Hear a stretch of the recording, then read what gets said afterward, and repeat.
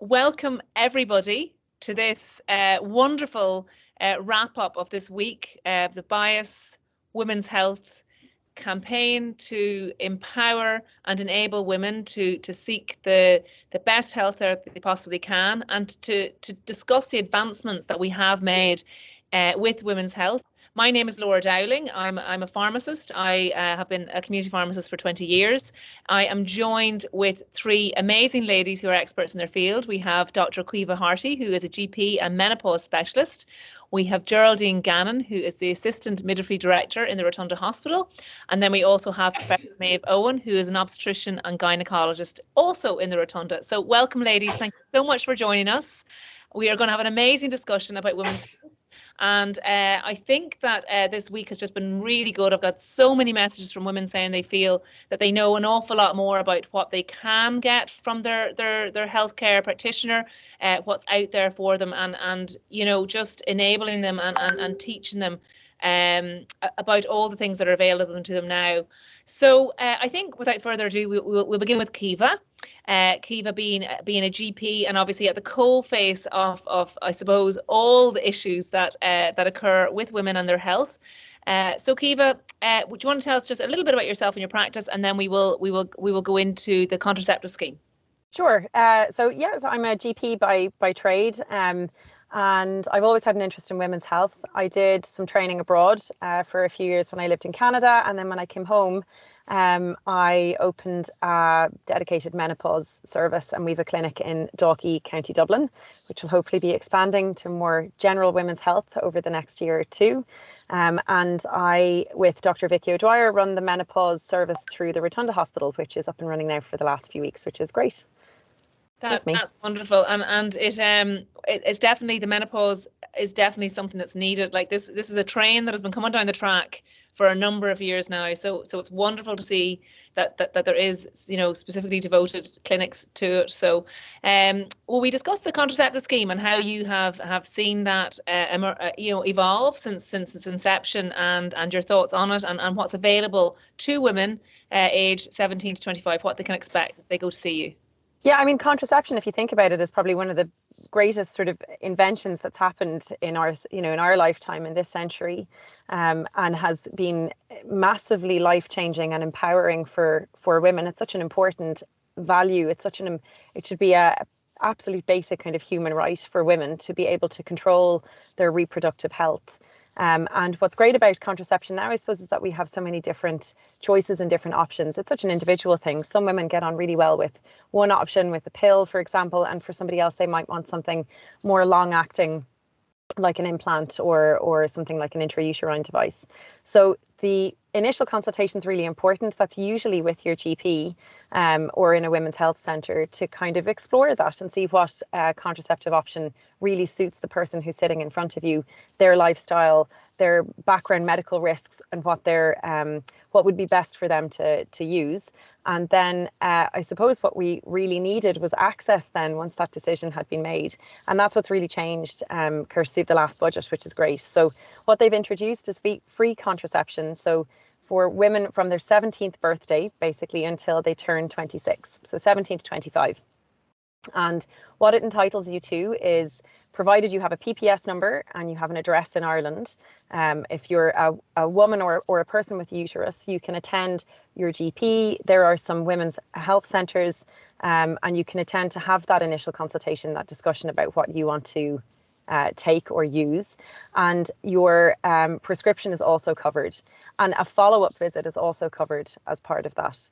And for someone who maybe goes down the route of getting an intrauterine device, for example, the insertion of that device, the device itself, the follow-up related to that device, all of that is covered. You don't need to have a medical card. You just need to be aged between 17 and 25.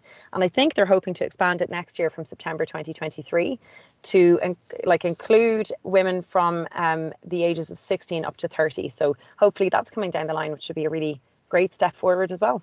Absolutely, it's wonderful. Like, we're really making such great progress. And actually, I just saw from the HPRI today that the Marina can stay in situ for 8 years now as contraceptive, as a contraception. So, which is really good. So, and then, you know, I think it's important that people realise that they can go for those follow-up appointments as well to make sure that the IUDs are in place and that, and you know that it is for free, which is just wonderful. And then obviously they come to the pharmacy, and all they need again is their PPS number, and they can get their medicines for free. So it's all really good and really promising. And obviously we'll all be pushing for it to be to be pushed out to the older ladies as well, like up to 30, and then possibly beyond in the coming years. So can we discuss the menopause clinic, the new one that has opened up in the Rotunda Hospital, Caoimhe, and the part and the role that you play in that, please? Yeah, so similar to the clinic that was opened in Holles Street several months ago, we are a dedicated menopause service. It is mostly GP referrals or referrals from other consultants. And women are referred through the electronic, what's called a health link system, which is through the system on the computer that most GPs use, and are then seen in our clinic. I have a wonderful advanced nurse practitioner. I have a wonderful physician's associate. I have a GP fellow who might be starting with me. So we're a real team, which is great. We've great admin. Dr. Vicky O'Dwyer is the consultant gynecologist who works with us. So it's a really good team approach. And the gynae OPD, the outpatients department in the Rotunda, is fabulous. I have to say, I sort of was like, really, I'm working here? This is amazing when I walked in on the first day, because it's just set up so well. There's great access to radiology and investigations for women who need that. So essentially what happens, it's a bit like my own clinic. You're referred in by your GP. We meet you. It's a 40-minute consultation is your first consultation. And brilliant. That is just wonderful, isn't it? So it's not a sort of you're in and out in 2 minutes. You know, we really do explore, you know, the impact that these symptoms are having on your quality of life, your background, medical history, etc., and talk about, I suppose menopause is quite broad. So you end up talking about, well, look, you know, not everybody needs HRT, but some women will. There are non-hormonal options. We see a lot of complex care. So maybe women who've had a history of breast cancer, for example, or other medical conditions that their GP might feel not totally comfortable prescribing for. And we explore all those options with them. We talk about long-term screening, like bone density with a DEXA, for example. We talk about cervical screening and mammogram screening and all of that. Okay. And then hopefully, I think we're talking now about being able to link people in with smoking cessation programs and different things as well, just taking a really holistic approach. That's and then we usually bring people back after 3 or 4 months for a review, and we go from there. But it's been really, really busy, which is a good sign. I think probably reflects the demand that's out there, which is good, because then I have a job, which is also good. So I can imagine. And is it a free service, Caoimhe? It absolutely is. Yeah, okay, it absolutely is. Yeah. And is the waiting list long, you know, just for people to... So at the moment, it's probably about 6 to 8 weeks. Okay. And then I suppose it just depends on demand and how that goes. Yeah. Yeah, I'm sure there'll be lots of it, and the more people that learn off it and that get help, they'll be telling all their friends. So I'd say you're going to be inundated. Again, at least that's good. Then the Rotunda will continue to employ me, so that's good. I'm happy, but. And that's what's great about having the dedicated ambulatory gynae clinic, because space is there to expand the service. Like you said, you have the advanced nurse practitioner, Jane, and we have for a company as well. There'll be another advanced nurse practitioner. So the service, there is the ability to expand, which is phenomenal. Great. Yeah, that's wonderful. It's wonderful. Professor Maeve, I might bring you in now. Welcome and thank you very much for joining us. Can you tell us a little bit about your role in the Rotunda, what you do and what your clinic does too? For sure. So I've been a consultant obstetrician and gynecologist in the Rotunda since 2009, and my particular interests include the area of prevention and treatment of pelvic floor injury after somebody has a baby, management of ongoing symptoms in that regard, as well as looking after people with addiction or infectious diseases in pregnancy, as well as being the national clinical lead for the sexual assault treatment unit services. So I have quite a diverse role within the Rotunda, but it's amazing how the various teams often interact, and actually you know, it's so great having Caoimhe on board as well, because I think one of the things that has done, you know, and the advancement of investment in women's health services, it has actually kind of broken down barriers between primary care and hospital care. You know, patients will often consider them two very separate entities, but ultimately we're a team looking after people together. And, you know, I suppose we were all greatly rewarded, I suppose, by the campaign to repeal the 8th Amendment and being able to expand termination of pregnancy services within our health service. But I suppose because so much of that was in primary care, that interaction between primary and hospital care really developed after that. And that has continued with the Women's Health Strategy, the Women's Health Action Plan, the step change investment in women's health over the last number of years. And I think really as a team, we're hopefully all working together for the betterment of women's health across the ages. And actually, you know, as you know, Caoimhe talked about contraception within the primary care facility, but also, you know, 21-year-old is going home from hospital having had a baby, we can prescribe and administer long-acting contraception, or indeed give her a prescription, for example, the combined pill or the progesterone-only pill. And all we have to do is write on that prescription, you know, with please administer within the 17 to 25 contraceptive initiative. So that means people aren't actually have to, when they have their small baby, they don't have to prioritize getting to the GP straight away for a prescription. They actually have that prescription on leaving here. And I think all those things just help, you know, looking after your health can be a full-time job for some people in terms of illnesses they may have, and anything we can do to sort of optimize access and make our care a little bit more efficient is hugely beneficial, you know. Absolutely. But it seems like as if it's really gathered pace in the last year or two. And I know there's been so much work being done in the background that the public probably didn't know about. And now it's like, it seems to be all coming together, and it's like, gosh, with services, which is just, it's absolutely wonderful. Could we speak a little bit about the sexual health, or sorry, the sexual assault unit that you run? Yeah, so I'm the national clinical lead for the sexual assault units. There are 6 around the country. So there's the Rotunda, which was the first one, set up in 1985, which really is quite a long time ago. And that was the forward thinking of our master at the time, George Henry, who went to Australia, saw this service. And back in 80s Ireland, I mean, it was really very socially aware of him that he decided this was something the Rotunda needed. And as a voluntary hospital, the board of the Rotunda supported developing of that. And then what happened was registrars and other doctors came through the Rotunda, saw this service, went and worked elsewhere and said, gosh, we don't have this service where we are in Cork or Donegal or whatever. So there's now a unit in Dublin, Mullingar, Galway, Donegal, Cork and Waterford, meaning that no person in the country is more than 3 hours from their nearest sexual assault unit. And I suppose that's always a bit of a balance, you know, is 3 hours too far? Is it, you know, should there be more? And I suppose we're constantly looking at that to ensure that we've got good service across the country. But I suppose the thing about the sexual assault units is they have to be available 24 hours a day, 7 days a week, 365 days a year. So you need to have a sustained staffing model that gives you trained personnel available in that time. So if you have too many, potentially you might have some that aren't available on certain days, which isn't responsive to what the person needs. And the same thing, you know, we had a very traditional model where it was a doctor looking after the patients in the SATU and supported by an assisting nurse. But in the last over a decade now, we have specialist nurses and specialist midwives, clinical nurse specialists, advanced nurse practitioners, you know, again, breaking down those silos, having people who are appropriately trained to look after the patients according to the care the person needs, rather than to the particular title of the practitioner as such. And as Caoimhe says, we also have a team of people, you know, colleagues from Rape Crisis who provide the psychological support, linking with infectious disease personnel to ensure that we give people the appropriate infectious disease preventative treatment at the time they come to the sexual assault unit, and giving them options. So some people will come to us having come through An Garda Síochána, other people will just come to us wanting a health check, ensuring they don't get pregnant after this, ensuring they don't get an infectious disease, but they don't want to go to An Garda Síochána.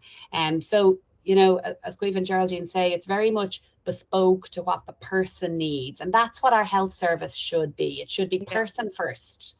Yes, absolutely. And sorry, does kind of woman just walk in and yeah, it is better if somebody schedules an appointment, because we can give them the right appointment according to what they need. But for people who have reported an incident to An Garda Síochána, that appointment is quick. It's generally within 3 hours of the request. So it's because DNA evidence, you know, within 7 days of an incident, the DNA evidence may be very relevant. DNA evidence deteriorates quickly. It's a little different if someone comes to us maybe 2 weeks after an incident and just wants to come for a checkup. That may be a sort of a next working day type scenario. But in general, if somebody's coming to us soon after an incident, we try and see them as soon as possible. And that's why we have a broad geographical spread of SATUs in order that people can get the care when they need it, where they need it. Okay. Well, that sounds great. Can you tell me about what the types of things that you see in the See and Treat Gynaecology clinic? Because you know, I think that it's very interesting. Yeah, for sure. And I mean, that the traditional view of a gynecology clinic was a GP referred a patient with a particular gynae problem, you know, pain, prolapse, heavy periods. The person came, met with the doctor, and there was a plan made, and the patient had to come back. So they often left the clinic not with any great diagnosis or solution. They may have a diagnosis or solution, but they may not. They may have to come back for something. So the way the See and Treat clinics work is people with particular symptomatology, when their GP refers them in. So for example, a 45-year-old woman periods who's tried, you know, tablet A, B, and C from the GP. That woman now needs a hysteroscopy. We need to look into their womb to see, is there any pathology there causing the issue? And then at that same time point, for example, if she wants, put in a Mirena coil, which would be very helpful for mitigating the symptoms of her heavy periods. And that can all be done at one visit. So the woman walks in the door with her symptoms and leaves having a diagnosis and a plan. So that's increases the efficiency of the service and means we're able to look after people. And indeed, the hysteroscopy clinic in the Rotunda increased their productivity last year by something like 40%. You know, they saw more and more people as they got better and better at providing an efficient service.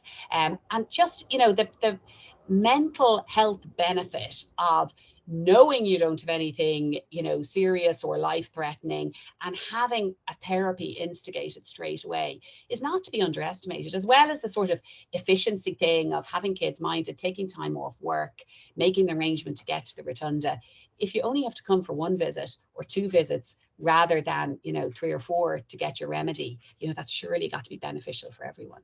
Absolutely. And can we talk just a little bit about the regional fertility hubs? Yeah, so they're a new thing as well. What used to happen was we had a catch-all of gynae referrals. So if Caoimhe saw somebody with infertility in her GP practice, or she saw somebody with period pain, they all just got referred in. Now we're trying to be much more, you know, much more bespoke to what the person needs. So the fertility referrals will go to a particular waiting list, meaning that people aren't waiting, you know, a very long time to see somebody, because, you know, fertility is time sensitive. And if somebody's referred by their GP at the age of 40, and if there's a 2-year waiting list, well, you know, they may have aged out of, you know, without being too scaremongering about it, but they may have aged out of fertility. Whereas if they'd been seen at 40, there might have been a benefit. So triaging the referrals in appropriate way, having a separate slot as such for fertility, and enabling efficient delivery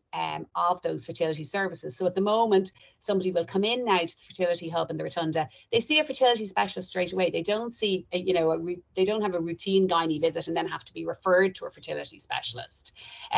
So, you know, a couple of years ago, people might have been waiting 2 years for a fertility appointment. Now they're waiting a matter of a few months. And obviously, because of all the training and everything within the ICGP and of primary care, the GPs have done so many of the investigations first that when the person comes, they really know what they're going to get, and, you know, move towards a diagnosis and a plan much quicker. And that's even going to develop further. You know, there's a hope that there's an ambition that each of these fertility clinics, fertility hubs, will be providing IUI, which is, you know, assisted fertility short of IVF, and ultimately, hopefully by next year, there's, you know, lots of plans going towards publicly funded IVF.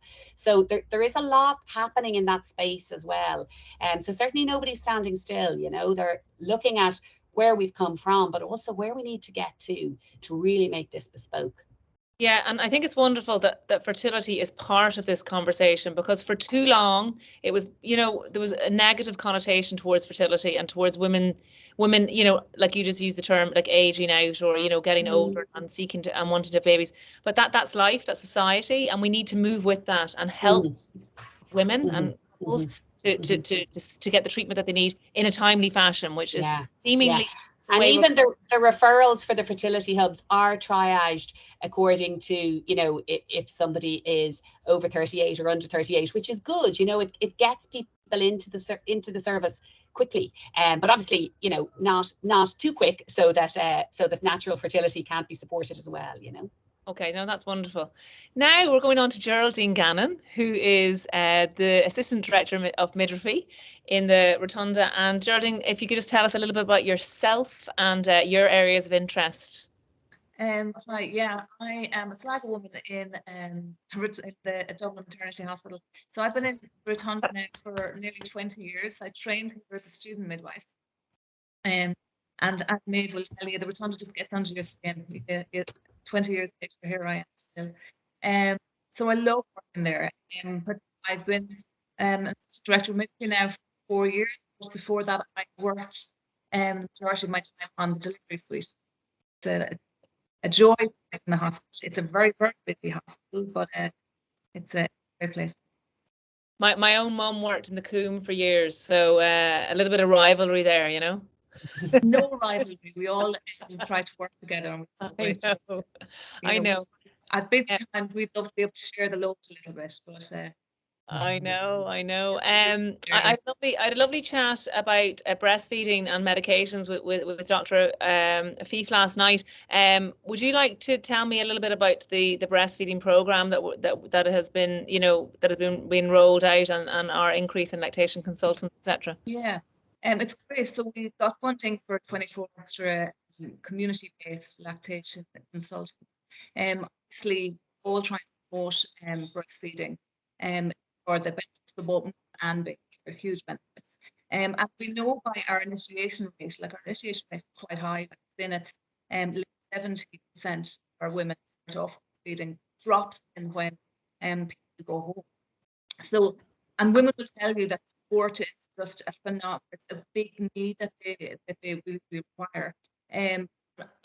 Through COVID, for whatever reason, the breastfeeding groups all stopped. Those supports that were there for people in the community stopped for a long time. So our breastfeeding rates did get there. So having extra supports, extra consultant midwives is phenomenal. Now in Rotunda, we have a lot. All midwives are trained in breastfeeding support, but we have about 24 to 25 lactation consultants working in various areas throughout the hospital. We're also very lucky that we have a really good community team, and so they can see women in their homes and provide support at the community. Definitely link again with primary care. Having that link whereby women can get the support once they're community midwives, hand them over to community. Having that link there for support is phenomenal. So yeah, great. It is great. We also have a new post in the this year whereby our most vulnerable babies have now dedicated lactation consultant based in our NICU department. Again, they have them home as well. And how long can a woman expect to be able to access a lactation consultant post-delivery, once she returns home? We don't put time on it. Okay. So obviously they have the access through call in. We have a postnatal service where women can just drop into a clinic on Tuesday mornings. They can ring and get support from the lactation consultants at any time. So we don't put time on it. We do try and link them then with their community, the leash leagues or whatever other services are out there. We provide members. HSC have a great website for supporting breastfeeding, where all the local community support groups are there. So all those are provided to the women as well before they leave. That's great. Can we talk a little bit about the maternity bereavement experience survey that has been you've done and the work that Rotunda is doing. I attended an event there about the it was in Dublin there recently for the Rotunda Hospital and the bereavement services that you're trying to provide for mums and dads and families. Yeah. So with they've run a national survey. It's a first bereavement national survey, and whereby any woman who has sadly experienced second trimester loss, be stillbirth, miscarriage, or an early neonatal death, it can go on opt in to take this survey. Takes them through their experiences. It includes all 19 maternity hospitals. They could just go through the questions about the diagnosis, admission to hospital, experience, basically the journey throughout their pregnancy loss. It's a really good information for us. You know, we will learn an awful lot from these women who will provide their story. They will highlight things that we've done really well, and then they will obviously highlight things that we need to improve on. So a lot of information, valuable information to improve services. So we should have the results of that survey late next year.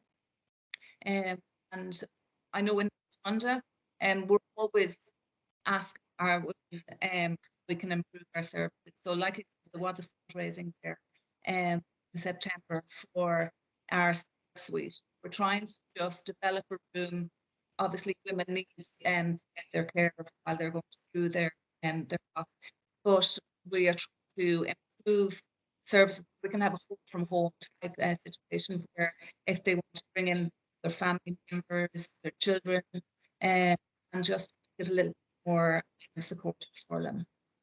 Yeah, it's lovely. I saw it, and I've seen families that have been helped by, the caregivers and the care that you provide people who are going through such a difficult time. It's just so important that there is that dedicated service for them. So I think that we'll all be looking forward to the results of that survey come 2023. Ladies, one thing, sorry, that I didn't discuss, Maeve, with you, and it's something that's really coming to the fore now as well. We're speaking a lot more about it, is endometriosis. I'm sure, Eva, you can give me some information on this too. But endometriosis is one of those things that they say it can take up to 8 years for it to be diagnosed. Women go through an awful serious amount of pain. They're just, they've been told over the years that's just it. It's women's issues. Go home with a hot water bottle. What's being done to improve endometriosis services in Ireland now? Yeah, again, as part of the Women's Health Strategy and the Women's Health Action Plan, there has been a commitment to have advanced endometriosis services for people with more extensive endometriosis, and indeed to sort of all of those endometriosis services are around the country. So general gynae clinics that then feed into the specialist endometriosis clinic, which then feeds into these super regional services. So at the moment, I think the plan is that that's Tala and Cork, where there's advanced endometriosis care available. So that's, endometriosis, as you probably know, it's where the lining of the womb tissue is growing outside the womb, and it can actually invade into the area of the bowel or into the bladder, and the surgical management of it can be quite complicated at the severe end of the spectrum. And it's not all within the remit of the gynecologist, even the very specialist gynecologist.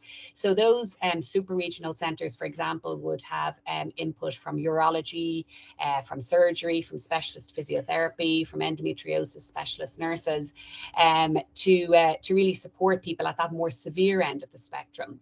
But even at the more benign end of the endometriosis spectrum, you're right, getting a diagnosis can take some time. And you would hope that all of these improvements in women's health, access to women's health services, shortening waiting times, expanding gynae services, will help people achieve a diagnosis early. But the other thing is that sometimes endometriosis doesn't need an intervention to make a diagnosis. Some of the very effective treatments include things like combined oral contraception. So sometimes it's just a matter of somebody having a history taken, having examinations and ultrasounds undertaken, and then having combined oral contraceptive prescribed, which now, if they're up to 26, they can have free of charge. And that also means that those symptoms will improve. Even, it's not that everybody needs a laparoscopy, but hopefully if they do need a laparoscopy, they'll be able to access it a little quicker than they would have been. Indeed, one of my recently returned colleagues has just come back from the UK, and she's, her specialist area is pediatric and adolescent gynecology, and she was saying they're making a lot of diagnoses based on MRI. So holding people away from laparoscopy and ensuring they don't have to undergo general anaesthetic and stuff. So what you can see is this is a moving field, and the investment in women's health is hopefully benefiting the entire health service, because if people are waiting a long time for diagnosis, back and forth perhaps to their GP, and that's hard on everybody, but there's still lots to do. Nobody's resting on their laurels. We've still a ways to go. Absolutely. And I think what's really important to acknowledge is, we're talking about women's health here, and obviously the whole movement is towards women's health. But if we look after women, we're inevitably looking after the rest of society, because women's relationships, their, the way they can care for their children, the way they can work in the workplace, their intimate relationships, if their health is being minded, then all of those fall into place too. So it's really important that this is embracing, healthcare for society as a whole. And I think if we acknowledge that, then we're really going to go places with it. And I think it's only going to get better. And it's wonderful to have these discussions and have these chats and to see where it's going as well, isn't it? Mm-hmm. Yeah, well, they say women and girls prosper and entire communities benefit. 100%. So that's what we're so true. That's what we're all about. Absolutely, and I think that we can probably that's a lovely way to end it. Unless any of you ladies have anything that you would like to say that we maybe missed. Thanks a million for moderating the discussion. It's been fantastic, and well done to all the team on Bias. All of the things all week have been so insightful. Even listening to things of people that I work with every day, everybody has so much to offer, and it's great to take that time to have the chats. Absolutely, and I think it's so important that people realise all the specialities are talking to each other, and they all feed into each other, and it's just so wonderful that we do have this team and this seemingly really great movement for healthcare in Ireland. Thanks, ladies. Thanks so much. Thanks everyone for joining.